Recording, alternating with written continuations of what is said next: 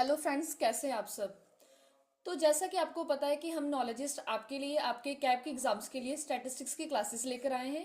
और ये आपके डेली बेसिस पर 1 आवर की क्लास रहती है। तो ये आज की हमारी क्लास नंबर 30 है और इसमें हम क्या कर रहे हैं, हम प्रोबेबिलिटी वाला जो हमारा टॉपिक था इसी को आगे कंटिन्यू करेंगे।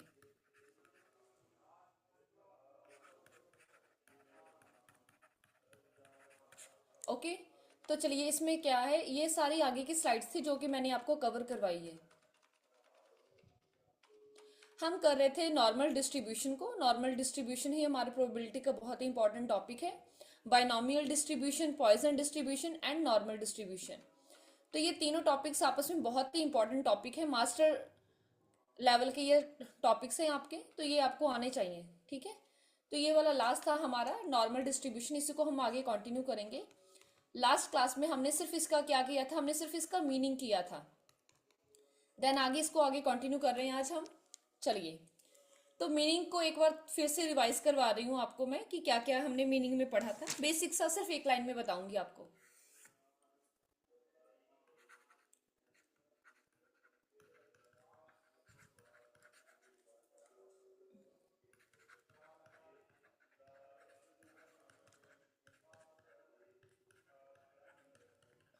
हाँ जी। नॉर्मल डिस्ट्रीब्यूशन को देखिए, ये क्या होता है। कहते हैं सबसे पहले नॉर्मल डिस्ट्रीब्यूशन कहाँ पर यूज किया जाता है। नॉर्मल डिस्ट्रीब्यूशन यूज किया जाता है जहां पर जो हमारा वेरिएबल होता है ये कॉन्टिन्यूस फॉर्म में होता है। कॉन्टिन्यूस रैंडम वेरिएबल जो होते हैं वहां पर इसको यूज किया जाता है। जैसे कि एग्जांपल लीजिए, आपकी हाइट, आपका वेट, जो कि एग्जैक्टली फिगर्स नहीं होते, ये हमेशा कॉन्टिन्यूस फॉर्म में ही निकल कर आते हैं। 52 kg 300 ग्राम, 54 kg 600 ग्राम, इस तरीके से।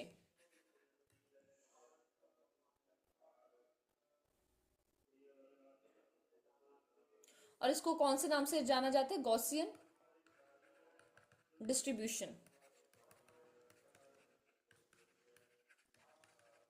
तो नॉर्मल डिस्ट्रीब्यूशन का मीनिंग ऐसी वेरिएबल्स की स्टडी करना जहां पर जो आपके वेरिएबल्स एग्जैक्टली नहीं निकल कर आ रहे, वो कॉन्टिन्यूस फॉर्म पर होते हैं। क्लियर। तो मीनिंग के बाद आ जाइए, इसकी डेफिनेशन मैंने आपको फॉर्मूला करवा दिया था, इसका ग्राफ बता दिया था और अजम्पशंस भी करवा दी थी लास्ट क्लास में, हमारी क्लास नंबर 29 में। देन स्टार्ट करते हैं आज का topic, that is properties of normal distribution. Normal distribution की प्रॉपर्टीज क्या है।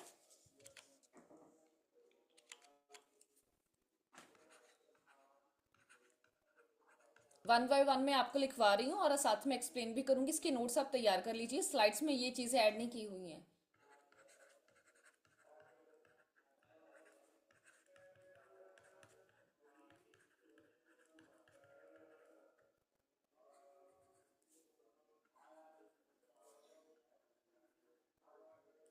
Okay. Properties of normal distribution में सबसे पहला है perfectly symmetrical and bell shaped. पहली प्रॉपर्टी क्या है, ये परफेक्टली सिमेट्रिकल है। Perfectly symmetrical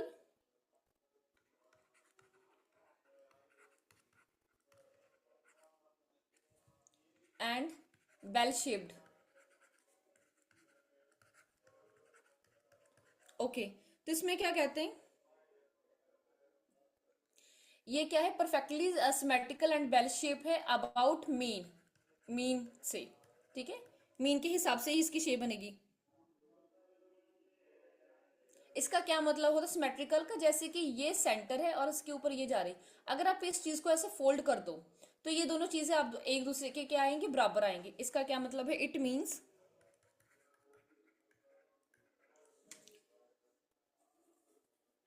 if we fold the curve, अगर आप इस कर्व को ऐसे फोल्ड कर देंगे, एक दूसरे के ऊपर तह लगा देंगे, इसकी परत कर देंगे,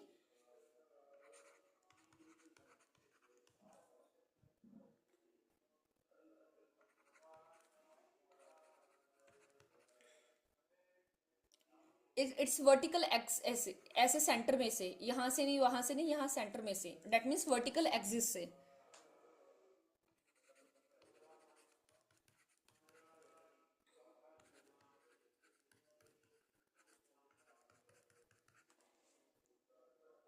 सेंटर में से, जो इसका सेंटर का वर्टिकल एक्सिस है।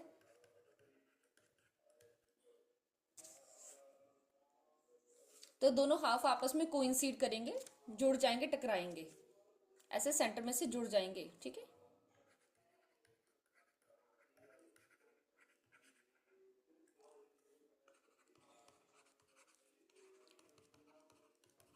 हाँ जी, तो पहला पॉइंट है हमारा perfectly symmetrical and well shaped.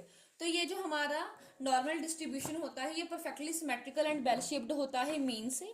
जैसा अगर आपका मीन आएगा वैसे इसकी शेप बन जाएगी। और इसको अगर आप सिमेट्रिकल का क्या मतलब है, अगर सेंटर में से आप इसको क्या है एक दूसरे के ऊपर कवर करेंगे तो ये दोनों एक दूसरे के बराबर आएंगे। Second is a unimodal distribution. अब देखिए यूनिमॉडल डिस्ट्रीब्यूशन का क्या मतलब होता है।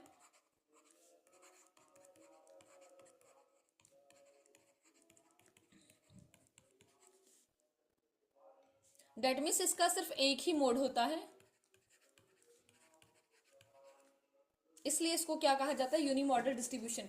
जिस सीरीज का या फिर जिस डिस्ट्रीब्यूशन का एक मोड होता है उसको यूनिमॉडल कहते हैं, दो मोड वाले को बाई मॉडल, और अगर किसी के दो से ज्यादा मोड निकल कर आ रहे हैं तो उसको कहते हैं हम multi modal distribution.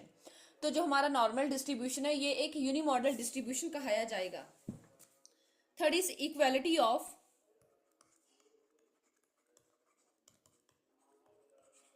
Mean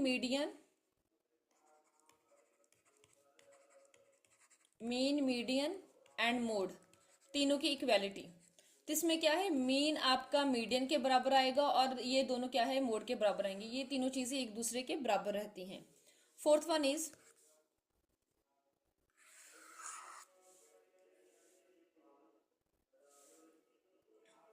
asymptotic to the base line. देखिए असिम्प्टोटिक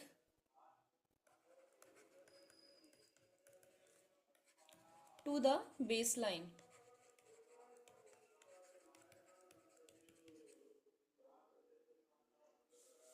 ये दोनों साइड्स में क्या है टच नहीं करता है। इसका क्या मतलब होता है असिम्प्टोटिक का, that is it has tendency to touch the base. Chances हैं टच होने के बट ये कभी टच नहीं करता। It has a tendency to touch the base line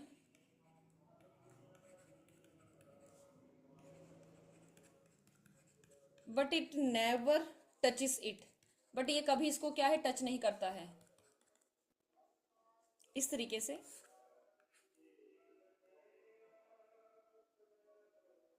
अब ये सही से बन नहीं पा रहा है, बस ये ऐसे से परफेक्टली कर्व होता है और ये दोनों चीजें आपस में कभी टच नहीं करती हैं, दोनों लाइन। इसको हम कहते हैं असिम्प्टोटिक टू बेस लाइन। हाँ जी, फोर आपको प्रॉपर्टीज क्लियर हैं। The first one is a perfectly symmetrical and well shaped. Second one is a unimodal distribution. Third one is equality of mean median and mode. And the fourth one is asymptotic to the base line. हाँ जी, clear to everyone? Okay, चलिए next करते हैं हमारी fifth. इसको क्या कहते हैं, डेट इज रेंज। इसका रेंज क्या होता है।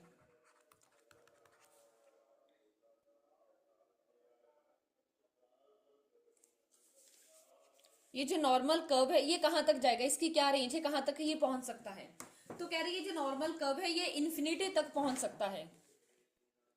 अब नॉर्मल डिस्ट्रीब्यूशन का जो कर्व बनता है वो नॉर्मल कर्व ही बनेगा ना, तो वही वो कह रहे हैं यहां पर normal curve extends to infinity. ये क्या हो गया, एक्सटेंड्स टू इन्फिनिटी, इन्फिनिटी तक जाता है। अब इन्फिनिटी तक पॉजिटिव भी जा सकता है और नेगेटिव भी जा सकता है, जाएगा इन्फिनिटी तक।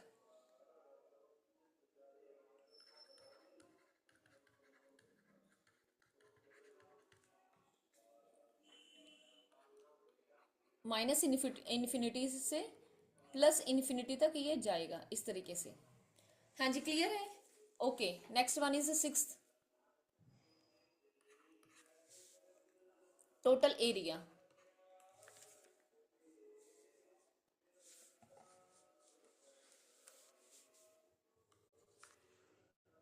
Wait a minute.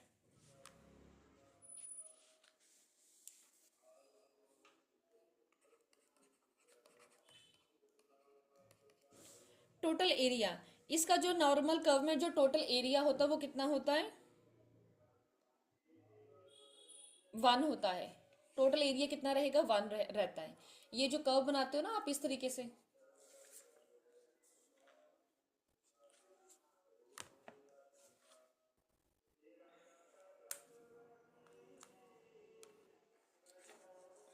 वेट बच्चे,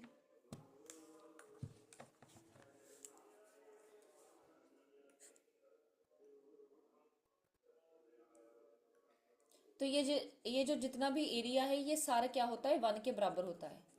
done. 7th one is ordinate. Ordinate क्या होता है? तो कह रहे कि यहां पर तीनों में से क्या मैक्सिमम होता है, कहां पर ये चीज सबसे ज्यादा होती है। तो इसका क्या मतलब है कि मीन में सबसे मैक्सिमम होता है, ये जो सेंटर का है ना, तो यहां पर जाकर ये सबसे ज्यादा, और यहां पर क्या होता है? आपका मीन होता है। तो ये कहते हैं इसका ऑर्डिनेट क्या है?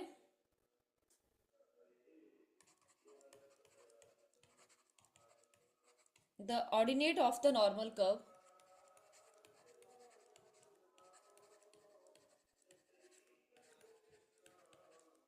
एट द मीन, मीन पर क्या होता है? ये मैक्सिमम होता है।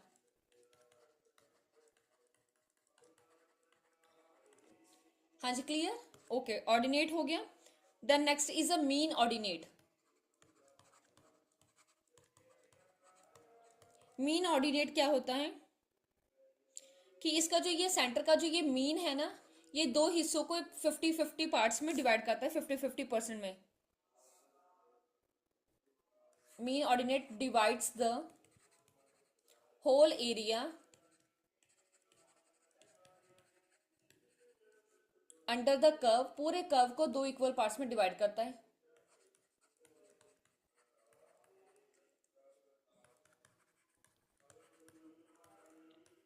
into two equal parts,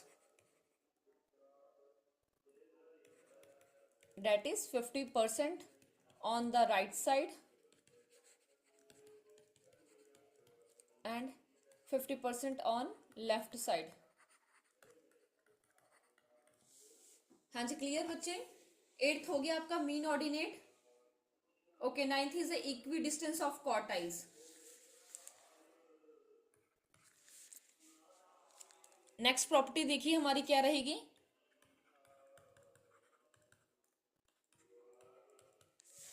equi distance of quartiles.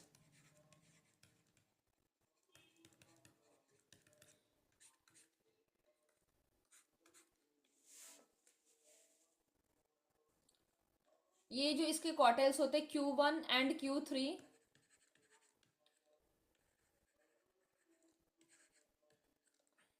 ये क्या होते हैं? इक्वी डिस्टेंस होते हैं मीडियन से।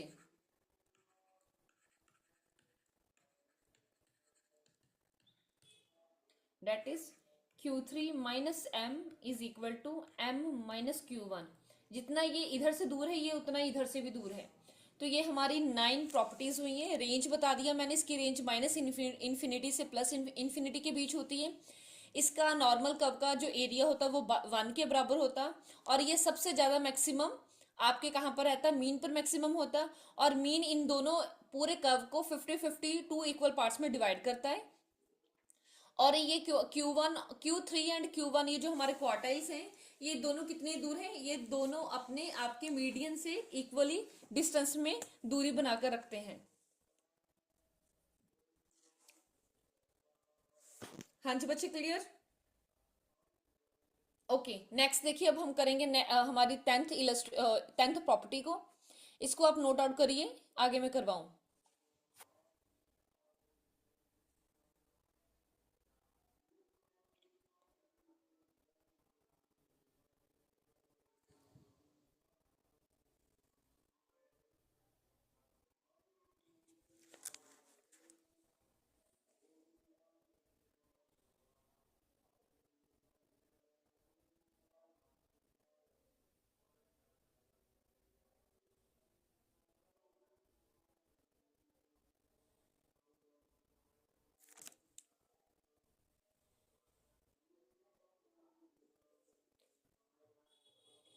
हाँ जी, चलिए करते हैं हमारे नेक्स्ट प्रॉपर्टी को।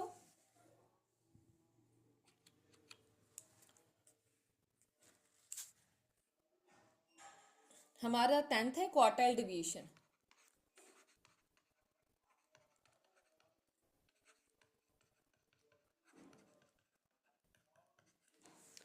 क्वार्टाइल डिवीएशन क्या है? तो इसका जो क्वार्टाइल डिवीएशन होता है ये 2/3 होता है आपका स्टैंडर्ड डिवीएशन का। तो आप ये ऐसे भी लिख सकते हो कि quartile deviation is equal to 2/3 of standard deviation. ये हो गया इसका क्वार्टाइल डिवीएशन। नेक्स्ट आ गया आपका इसका mean deviation.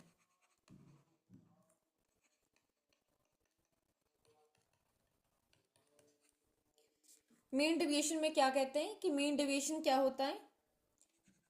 Mean deviation is equal to 4/5 of standard deviation. Quartile deviation 2/3 होता है स्टैंडर्ड डिवीएशन का, और आपका ये जो मीन डिवीएशन है ये 4/5, 4 हिस्से होते हैं 5 में से आपके स्टैंडर्ड डिवीएशन के।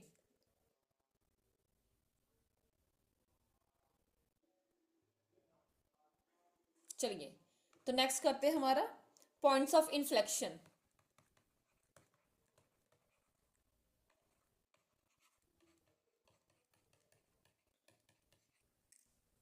हाँ जी, इसमें क्या कहते हैं, इसके 2 पॉइंट्स होते हैं इन्फ्लेक्शन के। Have 2 points of inflection. Inflection का क्या मतलब होता है? Points where the curve changes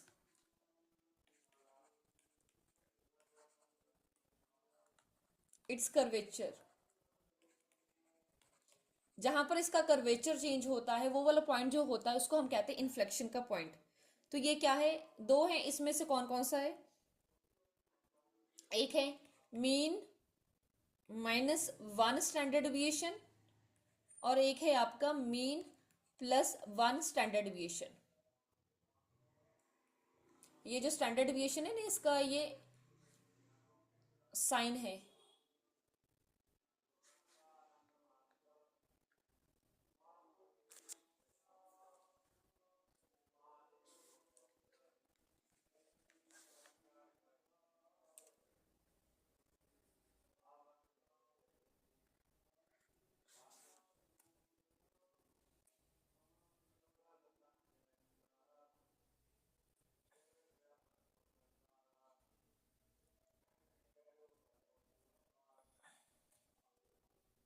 हाँ जी बच्चे, क्लियर? यहां तक अगर आपको किसी को भी डाउट है तो आप पूछिए मेरे से।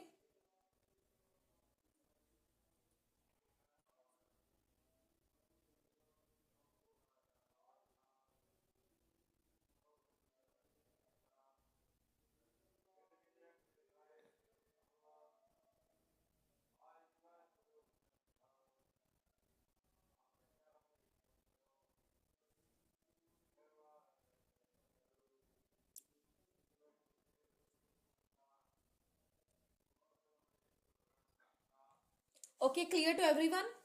चलिए 13th करते हैं इसकी। Continuous probability distribution.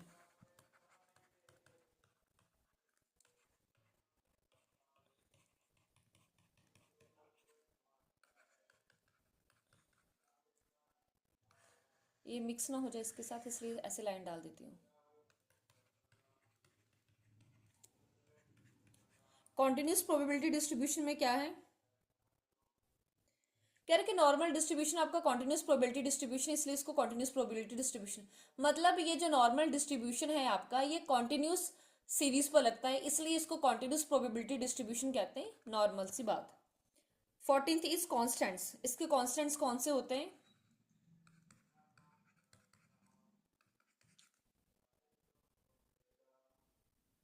इसका कांस्टेंट होता है एक हमारा मीन, एक है स्टैंडर्ड डिविएशन, एक है वेरिएंस जिसको स्टैंडर्ड डिविएशन का स्क्वायर कहते हैं, एक है आपका skewness, moment coefficient of skewness, जो किसके बराबर रहता है? β1 = 0, और एक है कर्टोसिस का जो कि रहता है β3 = β2 = 3। और लास्ट है इसकी प्रॉपर्टी हमारी 15th वन इज इसका मेन पैरामीटर।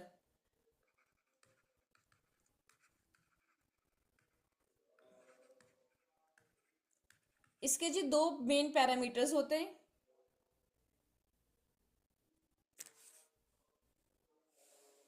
कौन दो मेन पैरामीटर्स हैं? एक तो है आपका स्टैंडर्ड डिविएशन और एक है आपका मीन। ये दो इसके मेन पैरामीटर्स होते हैं। तो ये थी हमारी टोटल 15 की 15 प्रॉपर्टीज। अगर आपको इसमें से कोई भी डाउट है तो आप पूछिए, देन मैं इसको आगे कंटिन्यू करवाऊं।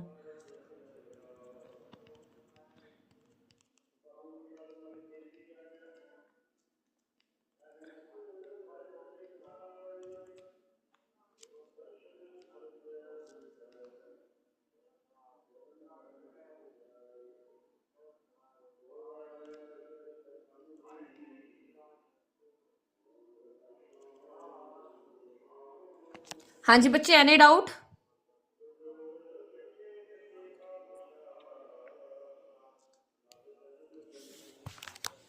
ओके, तो चलिए करते हैं आगे हम। इसकी प्रॉपर्टीज करने के बाद नेक्स्ट करते हैं इसकी इंपॉर्टेंस।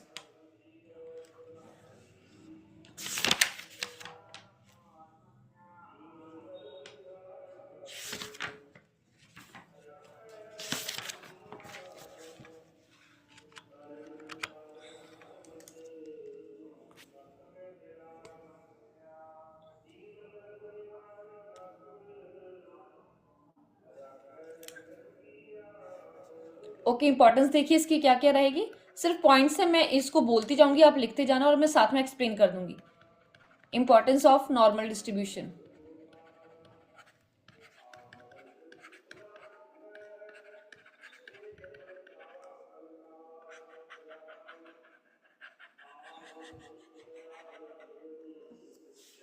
हाँ जी, देखिए सबसे पहले स्टडी ऑफ नेचुरल फिनोमेना। इसमें जो नेचुरल चीजें होती हैं जो कॉन्टिन्यूस फॉर्म में रहती हैं, हम उसकी स्टडी करते हैं। First one is study of natural phenomena.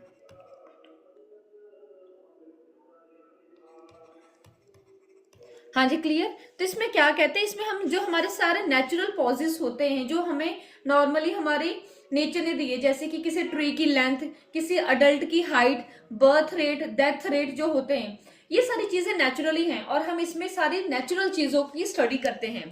Second is the basis of sampling theory. तो ये आपको एक तरह का बेस प्रोवाइड करता है अगर आपने सैम्पलिंग थ्योरी को इसके ऊपर अप्लाई करना है या फिर उसको आपने पढ़ना है।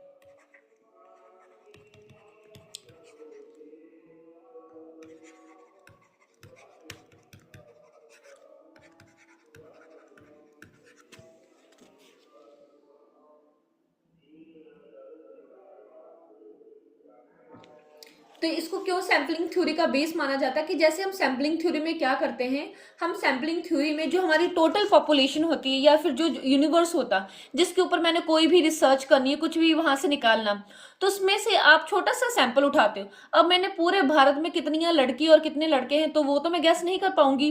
तो मैं क्या करती हूँ, एक दो स्टेट का मैंने क्या है डाटा कलेक्ट कर लिया और गैस कर लिया कि अगर एक स्टेट में लड़कियां ज्यादा है इन कंपैरिजन टू बॉयज, तो that means all over India लड़कियां ज्यादा हो सकती हैं। तो यहाँ पर ये आपको एक बेस प्रोवाइड करता है कि सैम्पलिंग की थ्योरी जो आपने अप्लाई की है वो आपकी सही है कि नहीं है।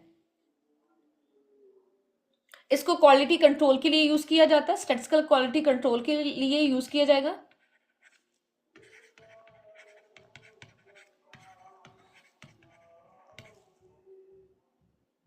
लार्ज, जहां पर जो आपका सैंपल बहुत ही बड़ा है, जैसे पूरी भारत का निकालना, वहां से आप सैंपल को, पूरी पॉपुलेशन को आपने पढ़ना आपके लिए मुश्किल है, ठीक है।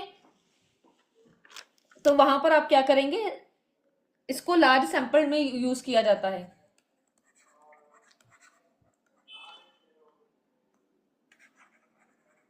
Useful for large sample test. जो आपके लार्ज सैंपल टेस्ट होता है, जेड टेस्ट जो होता है, वहां पर इसको यूज किया जाता है। और ये आपको एक अप्रोक्सीमेशन प्रोवाइड करता है आपकी बाइनोमियल एंड पॉइसन डिस्ट्रीब्यूशन के लिए।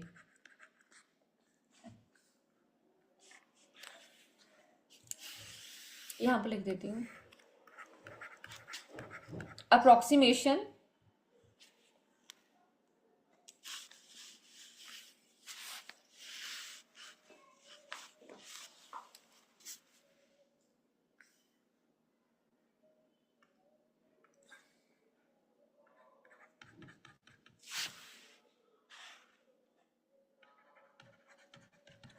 approximation to binomial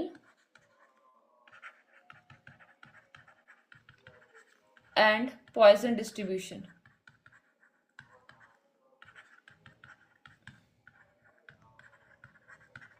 हाँ जी बच्चे, क्लियर। तो ये इसकी नॉर्मल से बेसिक सी इंपॉर्टेंस थी कि अगर आप नॉर्मल डिस्ट्रीब्यूशन को पढ़ते हैं तो ये आपके लिए कहाँ कहाँ पर फायदेमंद रहेगा। मैं उम्मीद करती हूँ कि यहाँ तक आपको मेरा normal distribution, Poisson distribution and binomial distribution तीनों चीजें क्लियर हो गई होंगी। बहुत ही इंपॉर्टेंट खुद में ये टॉपिक्स हैं। देन अब हम आगे कंटिन्यू करते हैं हमारी क्लास के साथ। हाँ जी, क्लियर टू एवरीवन?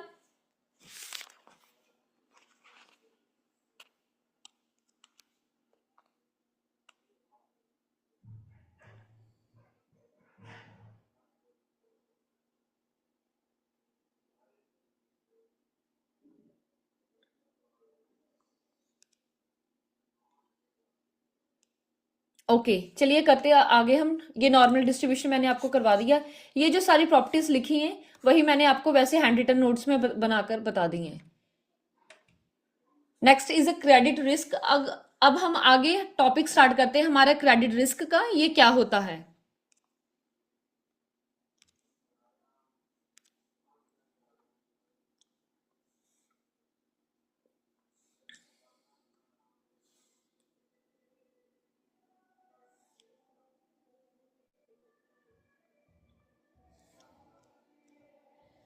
हाँ जी बच्चे, shall we start?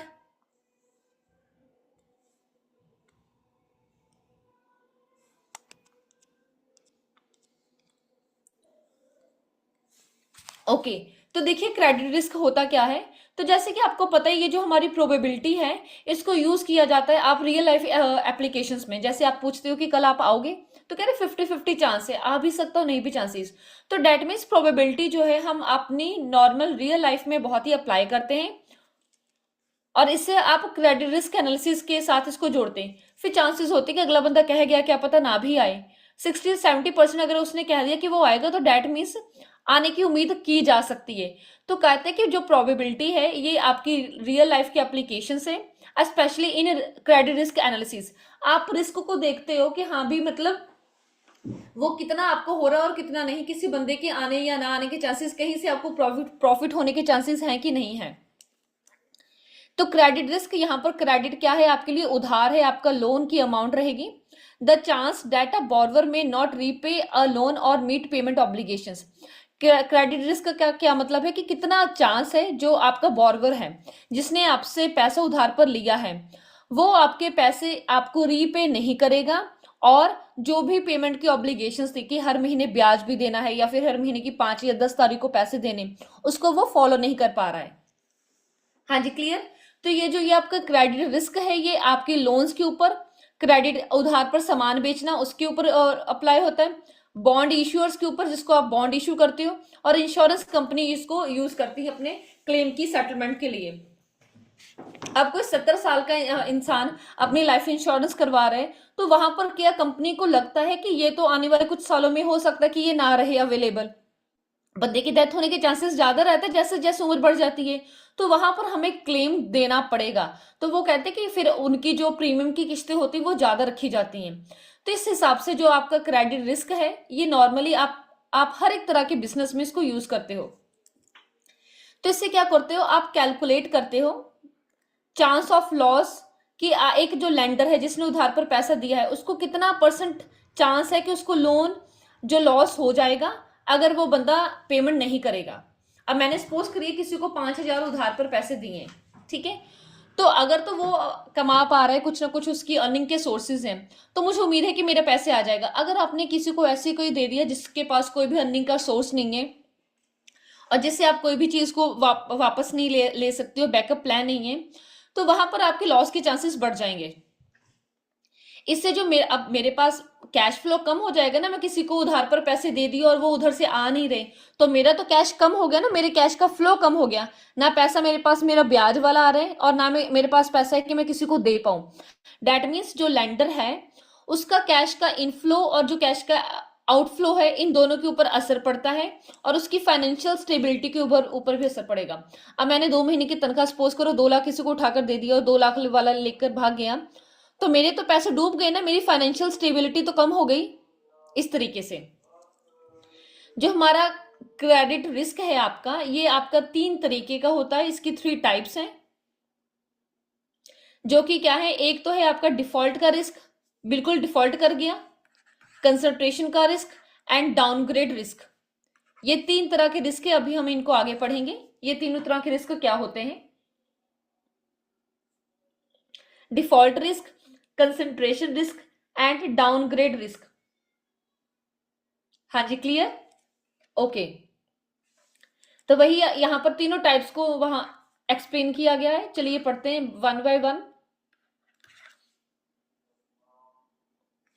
Credit default risk जो होता है, या फिर जो आप कह सकते हो अकेला डिफॉल्ट का रिस्क जो है, इसको क्या कहते हैं? जब बॉर्वर फेल हो गया कि मैं पैसे नहीं दे सकता हूं अब आपके, या फिर उसने डिले कर दिया है पैसे को देने के लिए 90 डेज के प्लस से। मैंने 1 अप्रैल को किसी को उधार को पैसे दिया थे, तो 90 दिन कब बनेंगे? अप्रैल का पूरा मंथ, 30 दिन लगा के चलो, मई के 30 दिन मान लो और जून के 30 दिन मान लो आप, इसमें तो 31 होते हैं वैसे। तो यहां पर आपके 90 प्लस डेज हो गए, तो इसके बाद आप उसको क्या है, जुलाई अगस्त में डाल देंगे डिफॉल्ट रिस्क वाली कैटेगरी में। जब आपने किसी को पैसे उधार पर दिया है और वो बंदा 90 दिन हो गया, उसके ऊपर कोई ब्याज नहीं दे रहा, कोई प्रिंसिपल की अमाउंट वापस नहीं कर रहा, तो और आपको वहां से कोई भी पैसा आने की उम्मीद नहीं है, तो उसको आप डिफॉल्ट रिस्क की कैटेगरी में डाल देते हो। ये लोन्स, सिक्योरिटीज, बॉन्ड और ये जो हमारे डेरिवेटिव्स होते हैं, ये उनमें काफी यूज किया जाता है डिफॉल्ट रिस्क को। इससे क्या है, आपको पता चलता है जो लेंडर है उसको कितना लॉस हो सकता है अगर अगला बंदा डिफॉल्ट कर जाएगा। Okay, clear? हाँ जी। Next is a concentration risk. Concentration risk में क्या होता है, जब एक बॉर्बर के पास, आपके पास हैवी एक्सपोजर है, एक बॉर्बर के पास, एक ग्रुप के पास, एक कंपनी के पास, या फिर एक इंडस्ट्री के पास, एक पर्टिकुलर जो भी यूनिट है आपका, अब इस यूनिट को मैं कोई पर्सन भी मान सकती हूँ, कोई ग्रुप ऑफ पर्सन भी मान सकती हूँ, कंपनी भी मान सकती हूँ और इंडस्ट्री भी है। एक ही जगह पर आपने बहुत ही ज्यादा पैसा उधार पर दे दिया और वो बंदा लेकर अगर आपका भाग जाए, ठीक है, तो किसी एक सिंगल एडवर्स इवेंट, अगर उसने नेगेटिव वाला इंपैक्ट दिखा दिया, अगर वो पैसे लेकर भागी, कंपनी, इंडस्ट्री पैसे लेकर भागी, ग्रुप ऑफ 4 या 5 बंदे थे वो पैसे भाग गए, तो इससे क्या होगा, जो आपको लॉस होगा वो बहुत ही बड़ी मात्रा में हो जाएगा। That is a large scale loss हो जाएगा। और इससे क्या है, अगर किसी बैंक ने दिया था किसी को 3, 4, 5 करोड़ का लोन दे दिया और वो कंपनी भाग गई, डूब गई, कहीं पर गायब हो गई, तो बैंक के जो बेसिक वाले ऑपरेशन थे आप वो भी नहीं कर पाएंगे। बेसिक ऑपरेशंस क्या है, जिन्होंने क्या है, बैंक ने अपने जो सेविंग्स अकाउंट है उसके ऊपर हमें ब्याज तो देना है, चाहे वो 2% ही दे रहा है, हमें देना तो है ही ना। तो डेट मीन्स ऐसा कोई भी एक सिंगल इवेंट जिससे बैंक के जो कोर वाले बेसिक ऑपरेशन है, पैसे को जमा करना और पैसे को क्या है वापस करना, ये भी वो सक्षम होकर ना कर पाए, इसको हम कहते हैं कंसंट्रेशन रिस्क। और इसलिए कहते हैं कि एक जगह पर पैसा मत इन्वेस्ट करिए, एक ही जगह पर पैसा मत किसी को उधार कर दो, डाइवर्सिफिकेशन करना चाहिए, थोड़ा थोड़ा सब जगह पर लगा दो कि एक जगह पर लॉस हो जाए तो दूसरी जगह पर प्लस हो सकता है, आपके पैसे वापस आ जाएं। तो कंसंट्रेशन रिस्क क्लियर रहेगा आप सभी को?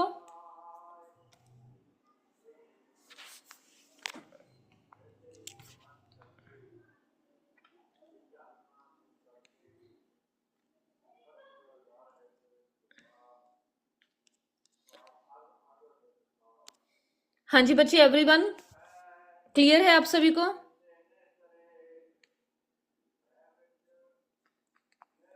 ओके, तो चलिए अब हमारे थर्ड जो कैटेगरी है इसको हम करते हैं कंप्लीट, इसको समझते हैं कि ये क्या कह रहा है।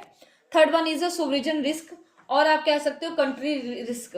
अब चाहे ये जो नाम है इसको आप पढ़ लो, और वो जो पीछे नाम दिया गया था हमें डाउनग्रेड रिस्क, ये सेम ही नाम कहा जाता है।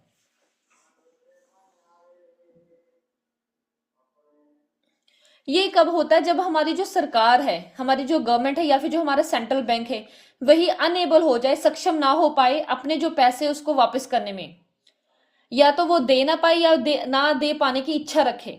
ठीक है। अराइजेस व्हेन अ गवर्नमेंट और सेंट्रल बैंक इज अनेबल और अनविलिंग, ना दे ना पाए, जैसे मैं कर ही नहीं पा रही हूँ, मेरे पास सही नहीं, मैं करना चाहती हूँ, डेट इज अनेबल। मैं कर पा रही हूँ लेकिन मैं करना चाहती नहीं हूँ, मेरी इच्छा नहीं है करने की, डेट इज अनविलिंगनेस। वो अपने डेट को, पैसा वापस नहीं करना चाहती कि मैं पैसा दूं। ये कहां पर होता है? जब ये हम आप एक नेशन दूसरे नेशन को उधार पर पैसा देता है ना, डेट इज इंटरनेशनल लैंडिंग जब होती है, ये वहां पर यूज किया जाता है। इसमें आप एक्सपेक्टेड लॉस जो होता है इसकी आप कैलकुलेशन करते हो, और ये बैंक्स वगैरह इसको निकालते हैं, कैलकुलेशंस करते हैं आपके एक्सपेक्टेड लॉस की। ठीक है। सो डेट उनको पता चले कि उनको पोटेंशियल लॉसेस कितना हो रहा है। तो एक्सपेक्टेड लॉस का फॉर्मूला ये रहा, इसको आप लर्न कर लीजिए। Expected loss is equal to PD, probability of default. Default की प्रोबेबिलिटी क्या है? 20%, 30% क्या रहेगी? एक्सपोजर एट डिफॉल्ट, लोन की अमाउंट मैंने 5 लाख का दिया था तो 5 लाख यहां पर आ गया, multiply 1 minus LGD. LGD loss given default, आपको कितना पोर्शन आपने रिकवर कर लिया? 5 लाख में से मेरे 2 लाख रिकवर हो चुका है। जो रिकवर हो सकता है, आपको लगता है कि अगर बंदा वो 5 लाख लेकर डूब जाए तो उसके जो 2 या 3 लाख के, या फिर उसकी जो घर की जमीन है, वो 2 लाख की मैं अपने पास ले सकता हूं। तो इस तरीके से क्या है, आप एक्सपेक्टेड लॉस की कैलकुलेशंस करते हैं।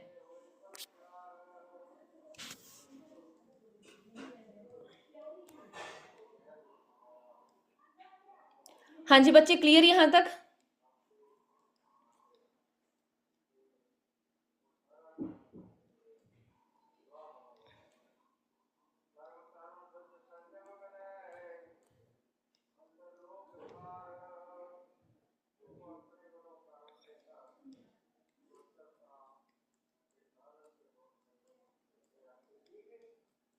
हाँ जी, एनी डाउट?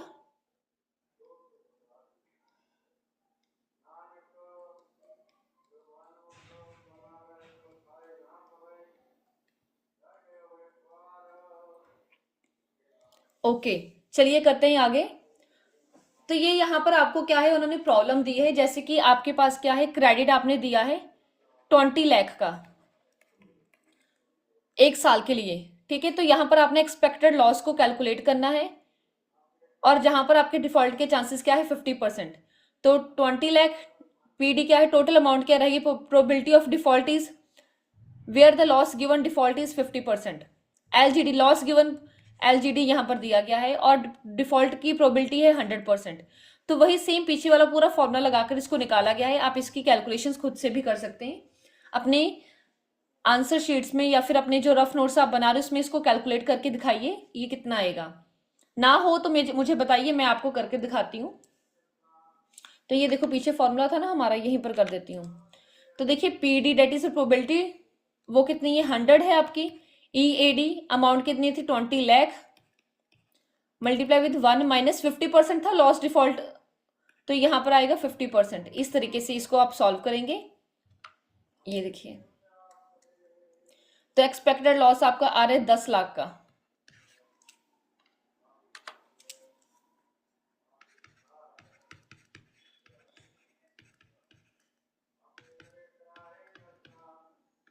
मल्टीप्लाई विद 50%, तो 50 को 50/100 लिख दिया, ये जीरो से के साथ ये जीरो निकल गई, और इसका 20 लाख का 1 माइनस 50%, और ये भी तो 100% है, तो ये हो गया 100 डिवाइड विद 100। तो ये वाला 100 इसके साथ कट गया, यहां पर आ गया आपका 1, और यहां पर आ गया आपका 2। तो 20 लाख को आपने 2 के साथ डिवाइड दिया, तो ये आ गया आपका 10 लाख। इस तरीके से भी ये निकल जाएगा।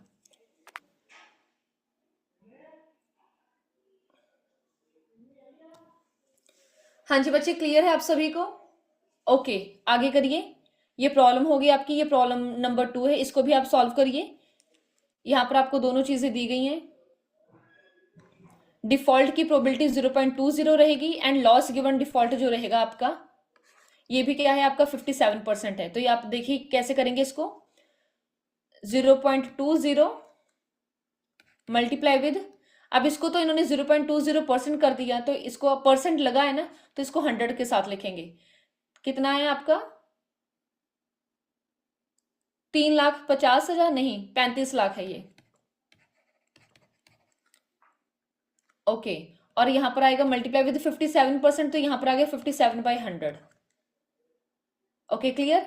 तो यहां पर ये 0.20 जो है, तो एक जीरो के साथ कट गई, और जो 0.2 है तो इसको आपने यहां पर कटिंग कर देनी है, और 35 लाख को 57 के साथ मल्टीप्लाई करिए और 100 के साथ डिवाइड दे दीजिए। तो एक्सपेक्टेड लॉस आएगा 3,010 रुपए का।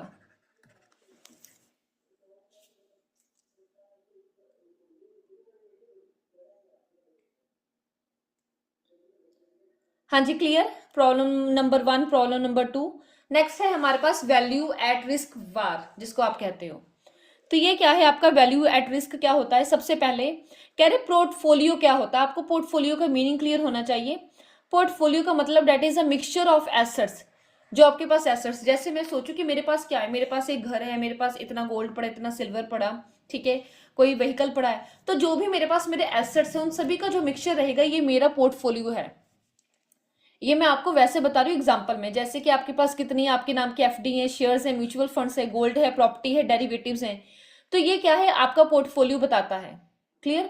तो fixed return investments are low risk, जहां पर आपको जो रिटर्न आएगा फिक्स्ड आएगा। एफडी है, आपने 1 लाख रुपए की एफडी कर दी, उन्होंने कह दिया कि जी हम हर साल बाद आपको 5-5% ब्याज देते जाएंगे इसके ऊपर, तो वहां पर मेरे पैसा डूबने के जो चांसेस रहते हैं वो बहुत ही कम होते हैं। मुझे पता है पैसा जमा पड़ा है भाई, बैंक को देने पड़ेगा 1 लाख।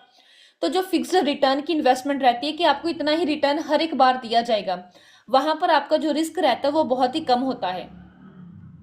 और जहां पर आपका जो रेट रहेगा अर्निंग्स का, परसेंटेज जो रहती है रिटर्न की, ये मार्केट के ऊपर डिपेंड करती है कि मार्केट में उस चीज की डिमांड या सप्लाई कैसी है।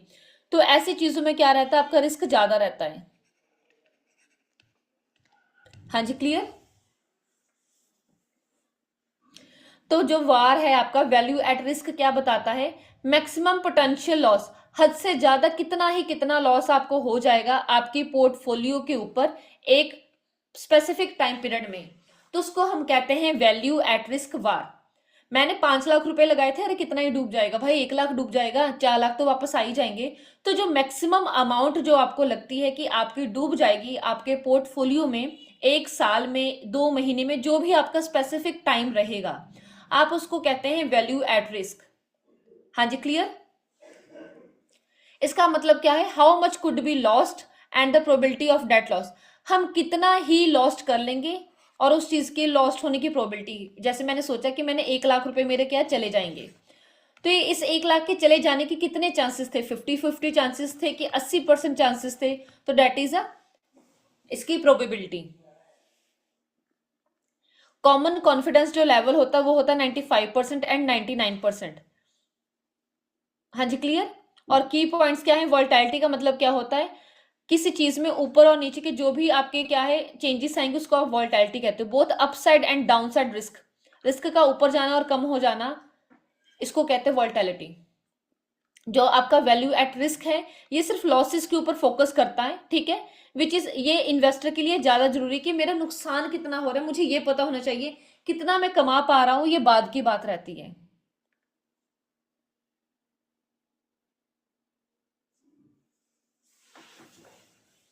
हाँ जी बच्चे क्लियर? ओके, तो यहां पर फॉर्मूला क्या है? अगर 95 कॉन्फिडेंस का क्या होता है कि 95% चांसेस हैं आपके सही होने के और 5% चांसेस है कि वो पैसा आपका डूब जाएगा। तो इसको हम कैसे निकालते हैं? रिटर्न माइनस क्या रिटर्न आएगा आपको। उन्होंने कहा कि 5 लाख अभी उधार में दे दो, इसको बढ़ाकर मैं आपको 7 लाख करके दूंगा, डेट मीन्स आपका रिटर्न 2 लाख आएगा।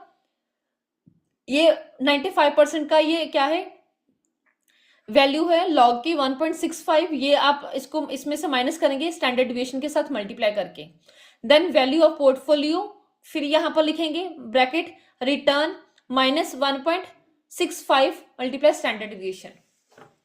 तो ये आपका निकालने का इसका क्या है फॉर्मूला है। और 99% पर क्या है? Return minus 2.33 multiply standard deviation multiply value of portfolio. ये और ये जो है दोनों आप इनको क्या है लर्न करिए, बहुत ही इंपॉर्टेंट है इन दोनों चीजों को याद करना कि वैल्यू एट रिस्क एट 95% कैसे निकाला जाता है एंड वैल्यू एट रिस्क 99% पर कैसे निकाला जाएगा। ओके, तो ये इसकी ऑप्शन है, इसको देख लीजिए, प्रॉब्लम्स रहेंगी आपके पास, तो सो डेट आप इनको सॉल्व कर पाए। आप करिए खुद से सॉल्व, इसका स्क्रीनशॉट ले लीजिए। तो अगर ना समझ आएगा आप मेरे को कमेंट सेक्शन पर बता देना, मैं आपको कल की क्लास में इसको सॉल्व करवा दूंगी। हाँ जी, क्लियर। तो इसी के साथ मैं अपनी आज की क्लास को यहीं पर एंड करती हूँ। उम्मीद करती हूँ कि जितना भी करवाया है आपको वो सारी चीजें समझ आ रही होंगी और आप ऐसे ही मेरे साथ डेली बेसिस पर मेरी क्लास में जुड़े रहेंगे। Thank you for today's class.